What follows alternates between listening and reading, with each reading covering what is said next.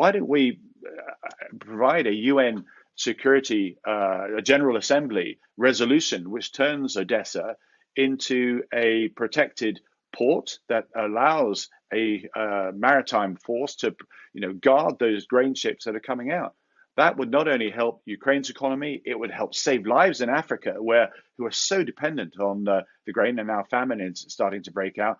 And it would affect the cost of living crisis here in the UK because food prices are directly affected by what's going on in Ukraine. Ukraine is the breadbasket of Europe, as we now have discovered. Hello and welcome to Frontline with Lucy Fisher for Times Radio. I'm delighted to be joined today by Tobias Ellwood, the Tory chairman of the Commons Defence Select Committee. Tobias is a former Defence Minister and a former Foreign Minister, and he's been the MP for Bournemouth East since 2005. He's currently an Army reservist and previously served in the Royal Green Jackets in the 90s, where he undertook tours of Northern Ireland, Cyprus, Kuwait and Bosnia, among others. Tobias, welcome. Delighted to be here. Thank you for inviting me. So I know we want to get on to Ukraine and have a look at a few issues around the war. But of course, this is the week that we've seen the integrated review refresh published. And I know you have some very strong opinions about that. So I just wanted to kick off firstly asking what you made of the refresh. To me, it didn't seem it was wildly different to the document strategy that came in 2021. No, maybe that's a good place to start, is what happened in the Integrated Review 2021, or IR21, as it's been given a shorthand. There was a recognition that threats were changing into the cyber and space arenas. Quite rightly, we spent more money in that. But because the budget was capped, it meant that there were swathing cuts to our land, sea, and air assets. We lost a lot of tanks, 10,000 troops cuts as well. The Hercules aircraft gone, the Warrior fighting vehicle, removed. Huge cuts right across our capabilities there. And many were hoping that this refresh would see those cuts reversed. Why did this refresh come about? Because of that invasion in Ukraine, because threats that were anticipated came over the hill far faster. So there's been huge disappointment that whilst we've got £5 billion that have been put in for nuclear enterprise and indeed for replenishing our ammunition stocks, there's no money to advance our defense posture in our Army, Air Force, or Navy. And yet the language you read in the paper itself talks about danger, disorder, and division becoming commonplace, the pace of geopolitical change, the intensification of competition, all pointing towards sliding into a new Cold War. Yet here we are, still with a peacetime defense budget. It's simply wrong. And so we know that Ben Wallace was pushing for 11 billion. He got less than half of that at 5 billion, as you pointed out. What level would you have liked to see the MOD get extra funding over the next 2 years? And what would you have spent that on? Well, it's really good questions. I would like to have seen us move to a more of a wartime footing. Look how we were able, with those tanks, just a squadron of tanks slid across the table to Ukraine. We then were able to liberate other countries from saying we'll follow suit as well. And that's the convening power that Britain has. But we can only provide that political courage, political appetite to lean into some of the challenges that we face if we have the hard power to back it. And now our Army, Air Force, and Navy are all too small given the growing threat picture. We only have 18 frigates and destroyers. And just to explain, you've normally got one in operations, one in training, potentially one being refitted. Meaning out of 18, you've only got 6 available at any one time. Now, given our interests right across the globe, from the Caribbean, the Middle East, off our own shores, the Mediterranean, and now with this tilt to the Indo-Pacific, it's simply not enough to keep our interests safe. Likewise with our Air Force. In the end of the last Cold War, we had 36 fast jet squadrons. We're down to just 8 today. And we all know about the size of our army as well. Main battle tanks reduced to 148. We had 900 of them. Big debates I remember having with the Prime Minister, saying, oh, we don't use tanks anymore. Look what's happening in Ukraine. And that's what's prompted this refresh. So it's very sad to see the fact that our armed forces, most capable in the world, but are simply too small to meet the challenges, but also our desire to help shape the world as a force for good. You need to invest in our hard power. I want to see us move up to 2.5% so we can make sure that we have the capable armed forces that we need. I'm glad you remind us all of that clip. It's been played so many times of Boris Johnson, then Prime Minister, sitting in front of your committee saying that the likelihood of main battle tanks being used in land warfare on the continent of Europe was for the birds just months before Russia invaded Ukraine. Tobias, let's talk a bit about China, because that's the reason that the IR was reopened under Liz Truss. She took a more hawkish stance than Rishi Sunak. I wondered how coherent the government's thinking on China is to you. On the one hand, the language in the document is very restrained. It refers to China as a challenge and not a threat. And yet we've just heard from Rishi Sunak in San Diego with Joe Biden, a readout of their bilateral meeting says that they both agreed that they were aware of increased assertiveness by the Chinese Communist Party. They made clear that the submarine pact, the AUKUS pact they've signed, is to do with security in the Indo-Pacific. It's very clearly China-facing. China has read it that way by coming back today saying that this is a dangerous path for the UK, the US and Australia to go down. So is the UK leaning into being more China-facing in its defensive posture, or is Rishi Sunak trying to walk a tightrope here? What's going on?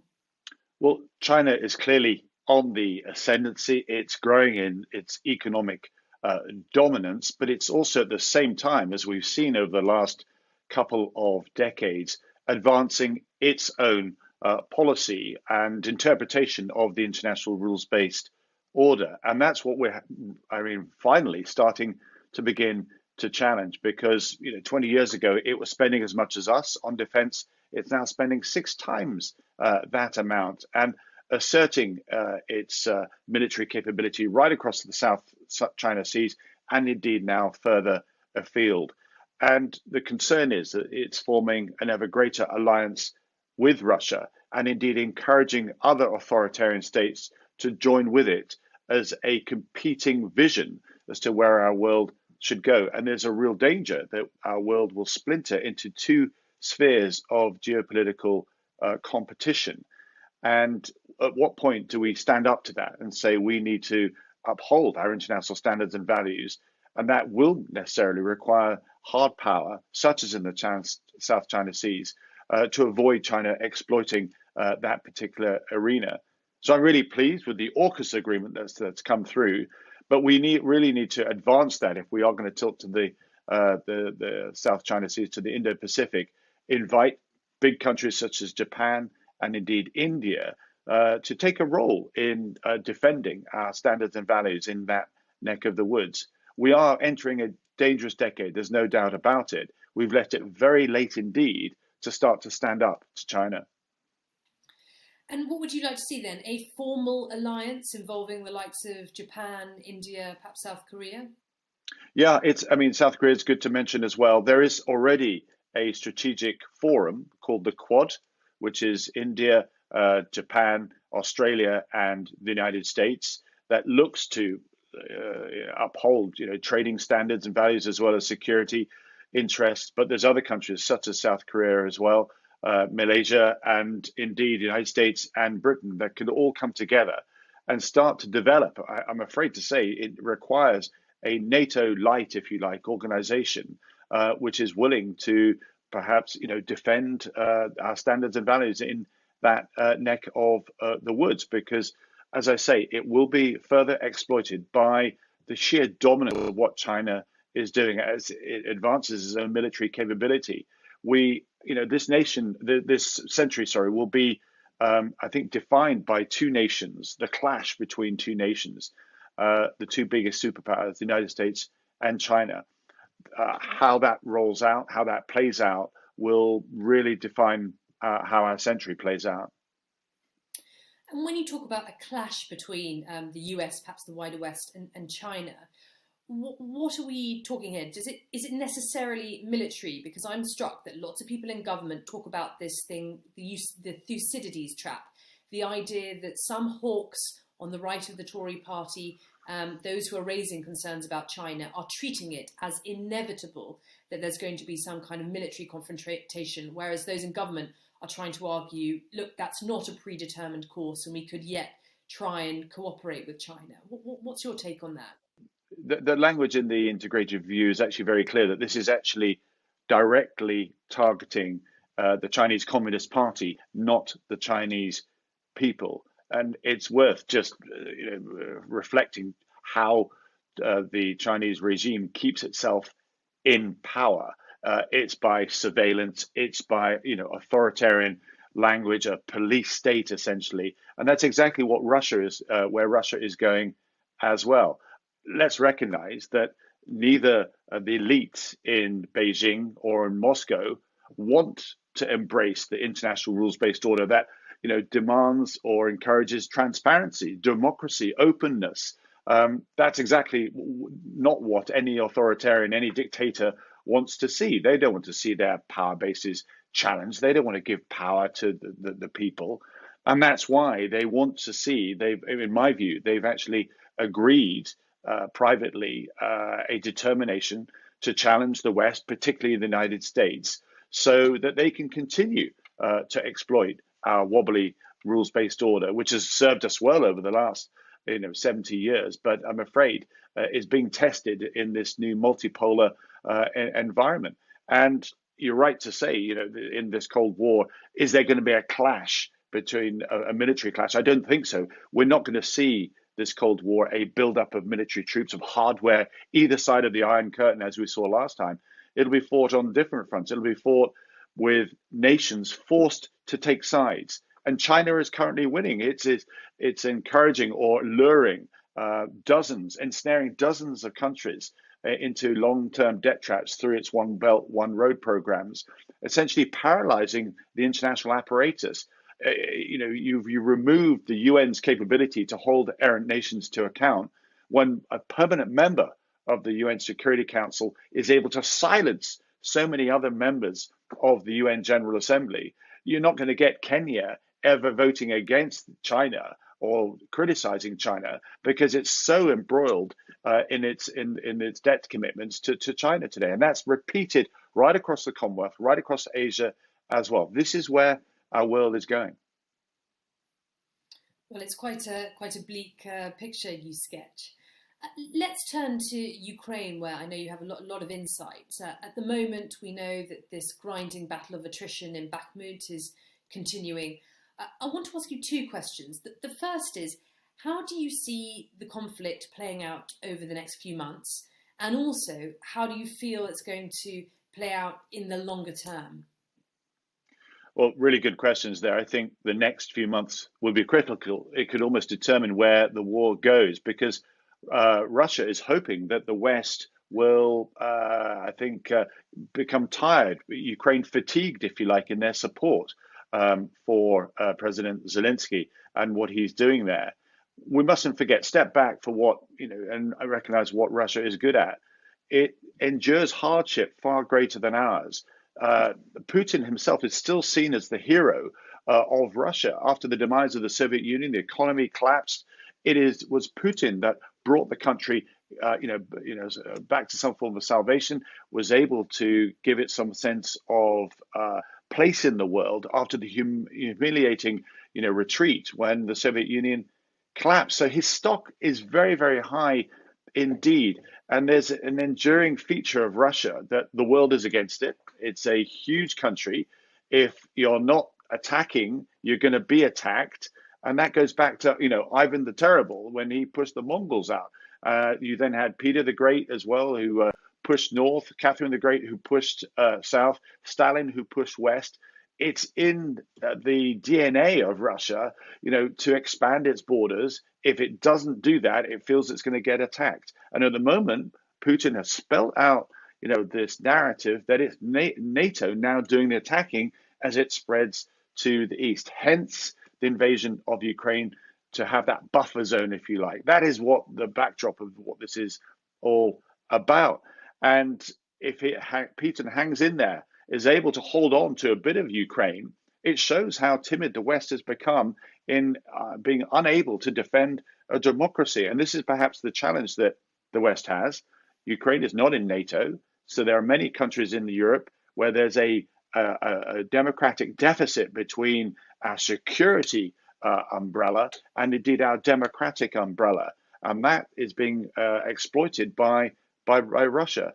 So I'm really concerned that if we don't invest now, tanks, it took us an entire year to finally slide main battle tanks across because we were spooked by Putin's rhetoric. We've got to lean into this much faster. There's now a call for air power. You need that air power because the tanks, in order to gain terrain, punch through Russian defenses to secure, and flush, Russia out of Ukraine, it needs the top cover to give them that advantage. That's why Zelensky came to Parliament to call for fast jets. Do you think the UK is going to give any typhoons? I mean, in a way, it's not really what the Ukrainians are asking for, is it? They want F-16s. No, you're absolutely right, but it's symbolic. Again, us doing this, standing up to Putin, recognizing that he talks a lot of talk, and we shouldn't be flustered. We need to rekindle that Cold War statecraft, if you like, in being able to recognize that we can push back, but conscious of the escalatory ladder so things don't ratchet out of control. And so, yes, we have actually Tranche 1 typhoons. They are earmarked. Go back to those swathing cuts caused by the last IR. That they were the first tranche of 30 typhoons. Were being cut. We could slide some of those across the table quite easy. A MiG fighter, a Ukrainian MiG fighter, trained MiG fighter, could learn how to fight a typhoon in a matter of months. But it isn't just fast jets. There's other ways that we could provide the air power. There's the American A-10 Thunderbolt, again, fantastic aircraft, essentially a machine gun with wings. There are rotary systems, helicopters, drones as well. There's all sorts of assets that we could provide. Don't forget that we've done brilliant to control the airspace over Ukraine. The Russian Air Force doesn't come in because of the amazing air defense that we require. But Ukraine still needs more munitions, long-range fires, artillery and systems and so forth if we are to win. Right now, it does look, I'm afraid, as if the stalemate will be to Putin's benefit. And you talk pretty comprehensively there about the air power the West could be providing. Beyond that, is there anything else you think that the UK or the wider West should be donating or doing to support Kyiv? Well, there's firstly the longer-term security umbrella that's required. So joining NATO would be the obvious thing, but that's not going to happen anytime soon. We see the delay in Finland and Sweden unable to get into the club because of Hungary and Turkey. So this is not going to happen with Ukraine anytime soon anyway, and that certainly might provoke Russia further. There is something called the Joint Expeditionary Force. This is NATO light, if you like, 10 countries led by Britain, in fact, that was actually looking after the high north, the Arctic areas and so forth. But it's all the Baltic countries, it's Denmark and so forth, and Holland. It would be very easy for both Ukraine and indeed Poland to join that forum, which they do joint exercises. It's all NATO standards as well. And that could provide, I think, a stepping stone towards NATO. The second thing I would do is actually start confronting Russia more directly in Ukraine itself. The port of Odessa, the grain still can't get out. Just 1/5 of the grain is departing from there. Well, why don't we provide a UN Security, a General Assembly resolution which turns Odessa into a protected port that allows a maritime force to, guard those grain ships that are coming out. That would not only help Ukraine's economy, it would help save lives in Africa, who are so dependent on the grain, and now famine is starting to break out. And it would affect the cost of living crisis here in the UK because food prices are directly affected by what's going on in Ukraine. Ukraine is the breadbasket of Europe, as we now have discovered. And that reminds me of a question which I put to all politicians on Frontline, which is, are you seeing any pushback or any beginnings of the dissipation of support for Ukraine because of the cost of living crisis when you're on the doorstep in campaign? Yes, and people do question, Ukraine, it's over there, just leave it. What's in our interests? There's some big picture challenges that we need to recognize. The 1930s, is the best example to show that when you hesitate and allow the bully to win, it simply doesn't stop there. Because Putin made it very clear back in 2007, actually, in a major speech to the Munich Security Conference, that he wants to, reassert his influence across the old Warsaw Pact states. Now that includes the Baltics as well. So he is challenging, Western security. He is challenging Western economies as well. So if we don't put the fire out in Ukraine, I'm afraid it will spread elsewhere, causing more disruption and more impact on our economy as well. And don't forget, whilst all this is taking place, China is watching what we do, the precedent that we set here.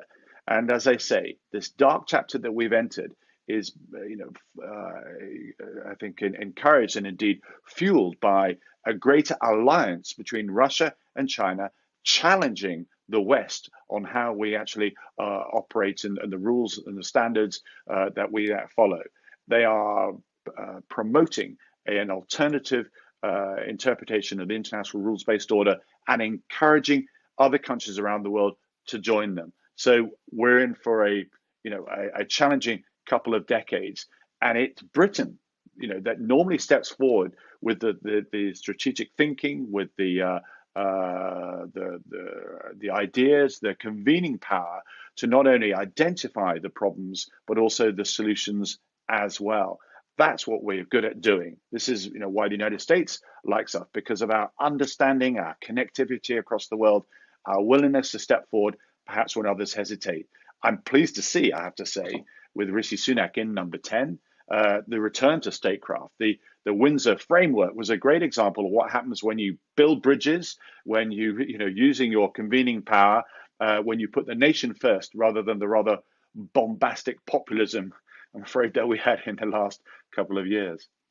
And the UK is set to play a big role in the reconstruction of Ukraine. We're hosting, as a nation, a big investor summit in June, talking about that.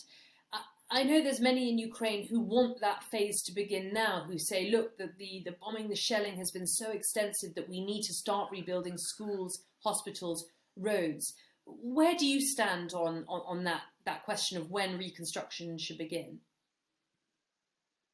It's absolutely right that if we are to defend democracies from a military perspective, then we complete the journey by ensuring that they can stand tall when the fighting stops, that their economy can rebuild, because otherwise the adversary simply waits a couple of years and does it all over again. So it's not just rebuilding the infrastructure and as you say, the hospitals and schools and so forth. It's also making sure that defense architecture is there so this can never happen again. Tough questions for the international community. My concern would be if you started to rebuild any of the infrastructure, it will simply get hit by long-range missiles. So important that we get the security aspect right. But it is a summary, if you like, of how we've got it wrong in so many other countries that are now war-torn. You go to places like Libya, Somalia, Iraq, Syria, Afghanistan, Yemen, where we've wandered in there, tried to do something about the adversary, lost the political appetite, the will to stay, and then the country has then collapsed into turmoil. And then, of course, you have a massive refugee crisis, and you wonder why they then, turn their backs on their countries because of what they're facing and want to come to Europe and indeed the UK as well. So we need to learn those lessons, remain committed to Ukraine, see this out, because otherwise, as I say, the adversary simply regroups to fight another day. Of the war in Ukraine, do you think it's still going to be raging when we reach the 2-year anniversary? It's the big question is whether we allow it to, whether we're going to do enough to provide the necessary military assistance to push Russia back. As I say, there's a 1,000-mile contact line, and there's massive Russian defenses, and we need to confirm what our mission is. In my view, it's to liberate Donbas, to liberate Crimea. Anything less than that, well, Russia will be able to claim victory, and this will become a frozen conflict. So let's listen carefully to the requests made by President Zelensky. Let's give them the military equipment that they require, including Typhoons. Let's get that job done. Let's make Europe safe again.